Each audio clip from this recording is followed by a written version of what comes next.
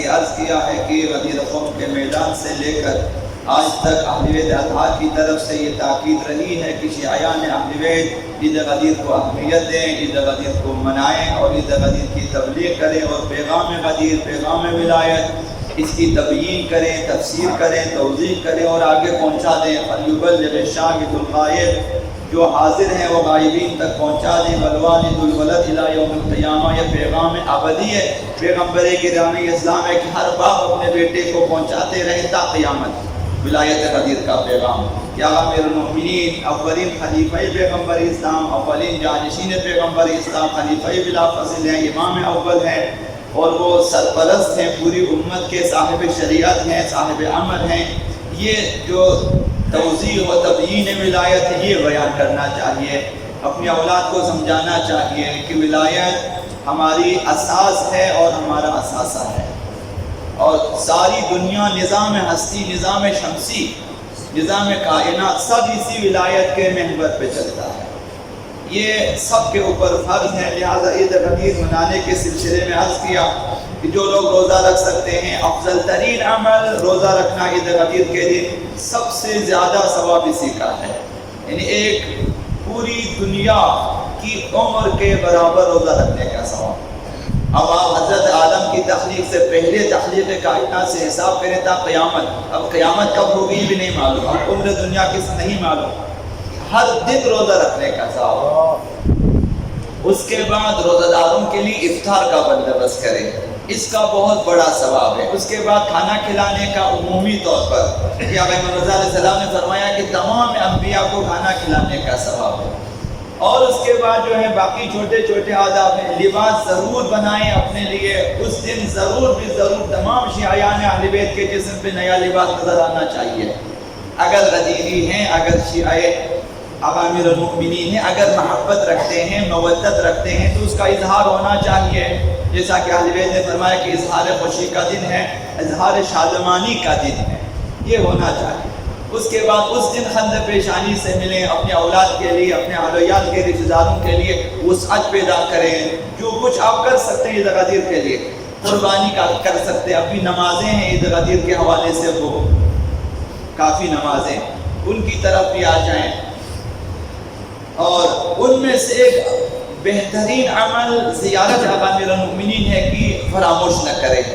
زیارت امیر المؤمنین۔ جو لوگ جا سکیں عید غدیر کے دن قبر امیر المؤمنین پہ نجف اشرف میں اگر پہنچیں تو فبہا بہت ہی اچھی بات ہے۔ تو برجستہ ترین اعمال غدیر میں سے زیارت امیر المؤمنین ہے۔ دو صورتوں میں امیر المؤمنین کی زیارت ہے، ایک حرم امیر المؤمنین میں جانا اور وہاں پہ امیر المؤمنین کی زیارت کرنا۔ اس سلسلے میں آقا امام رضا علیہ السلام نے فرمایا،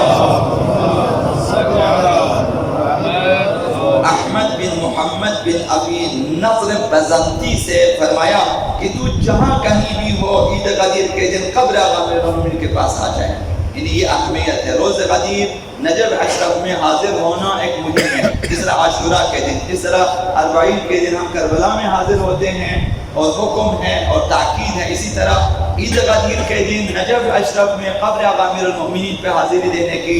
تاکید ہے۔ جو لوگ مثلا جو یہاں سے قافلے بنا کے لے کے جاتے ہیں تو ایک قافلہ اس طرح سے غدیر کا قافلہ ہو، یہاں سے عید غدیر کے 3 دنوں میں قبر امیر المؤمنین پہ مثلا یہ قافلہ پہنچے، وہاں پہ زیارت کرے، بہت بڑی فضیلت ہے۔ تو آقا اللہ علیہ السلام نے فرمایا کہ اگر قبر امیر المؤمنین پہ حاضری دی، خداوند متعال اس دن زن و مرد کی 60 سالہ گناہوں کو بخش دیتا ہے۔ ایک انسان کی عمر بلوغت کے بعد زیادہ سے زیادہ 60 سال ہے یا 70 سال یا 80 سال، 60 سالہ گناہوں کو خداوند بخش دیتا ہے اگر نجف اشرف میں پہنچے عید غدیر کے دو زیارت کریں۔ اور فرمایا کہ جس قدر ماہ مبارک رمضان میں، شب قدر میں، خداوند متعال شب قدر میں اور عید الفطر میں جن لوگوں کو جہنم سے آزاد فرماتا ہے، بہت سارے لوگوں کو فرمایا کہ اس کے 2 برابر عید غدیر کے دن خداوند لوگوں کو آزاد فرماتا ہے، جہنم سے آزاد کر دیتا ہے کہ یہ جہنمی تھا اب اس کو آزاد کیا، یہ جہنمی تھا آزاد کیا۔ تو یہ شب قدر سے بھی بڑھ کر، اس لیے زیارت امیر المؤمنین کی اہمیت ہے۔ اور اس کا طریقہ کار مفاتیح الجنان میں ہے، امام مہدی علیہ السلام نے بیان فرمایا ہے، مفاتیح الجنان میں شیخ عباس قومی نے نقل کیا، وہاں پہ آپ پڑھ سکتے ہیں۔ دوسری زیارت عمومی زیارتیں ہیں، جو لوگ وہاں نہیں جا سکتے، یہیں سے جہاں بھی ہوں وہاں سے آقا امیر المومنین کی زیارت کریں، جو حرم آقا امیر المومنین سے مختص نہیں ہے بلکہ ہر مقام سے آپ کر سکتے ہیں۔ ایک زیارت امین اللہ ہے جو کہ مفاتیح الجنان میں، اور سب کو معلوم ہے وہ مفاتیح الجنان میں واضح زیارت امین اللہ زیادہ طولانی بھی نہیں ہے، وہ پڑھے عید قدیر کے دن۔ اور دوسری ایک زیارت ہے جو آقا امام صادق علیہ السلام سے منقول ہے اور مفاتیح الجنان میں ذکر ہے، مفاتیح النوین میں بھی ذکر ہے، تو آپ جو ہے وہاں سے پڑھ سکتے ہیں۔ یہ ایک عمل ہے۔ اور دوسرا عمل صلوات ہے، لعن ہے، تبرع۔ عید قدیر کے دن آقا امام جعفر الصادق علیہ السلام نے فرمایا، عید قدیر کے دن پیغمبر آل پیغمبر پہ زیادہ سے زیادہ صلوات پڑھا کرو، یہ امام صادق کی سفارش ہے۔ تو عید قدیر کے 3 دنوں میں آپ کا کام یہ ہونا چاہیے کہ آپ جو ہیں ایسے ہی فالتو نہ بیٹھیں، جب بھی موقع ملے آپ درود سلام صلوات وغیرہ یہ پڑھتے رہنا چاہیے، اس کی بہت بڑی فضیلت ہے۔ اور فرمایا کہ جنہوں نے اہل بیت پر ظلم کیا ہے ان سے اظہار براءت اور اظہار نفرت، یہ